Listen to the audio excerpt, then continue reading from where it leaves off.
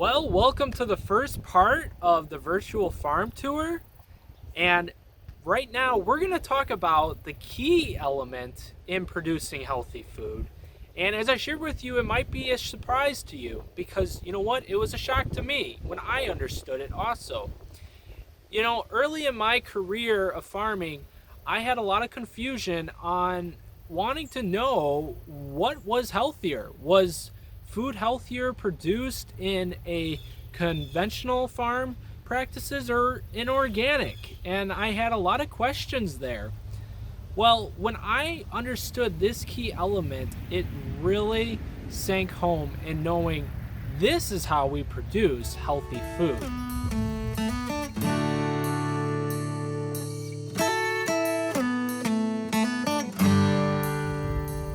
So that key element is the soil that's beneath us. And if we have healthy soil, it has an effect on the health of our food and the health of our environment. You see, Teddy Roosevelt, he quotes, "A nation that destroys its soil destroys itself." So our farming industry has gotten so in depth in the chemistry of soil structure, but they forgot about the life that lives in the soil and how that can play a vital role and impact in producing healthy soil. So I'm actually out here today in one of our pastures because I wanted to show you what the soil looks like here on our farm. I just dug up this pile of soil so you could visually see what we look for and the life of our soil. So as we dig through here, we're going to find worms and other sorts of bugs. Actually, here's a worm that's in the soil. And we would continue to find worms and other bugs and everything in here, and those are key in feeding the soil. Also, the thing we want to observe is all the plant root material. The root material is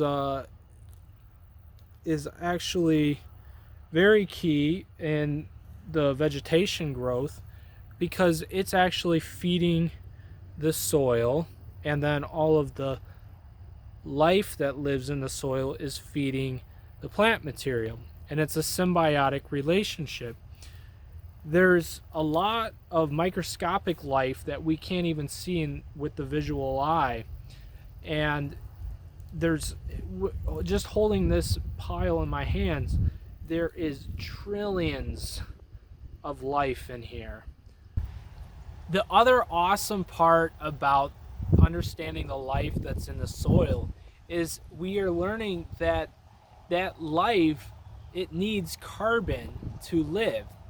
And plants, through photosynthesis, they are capturing the carbon dioxide in the air, bringing it down into the ground, and then the organisms are grabbing the carbon from the plant and they're storing it in the soil where it should be.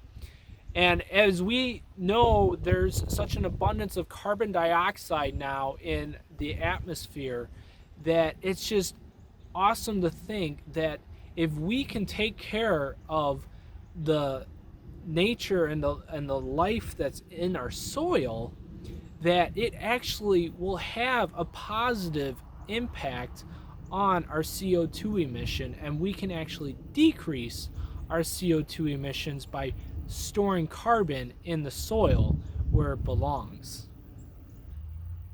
The final thing I want to share with you about this whole cycle of feeding the soil is how our cattle are having a really positive impact in feeding that soil.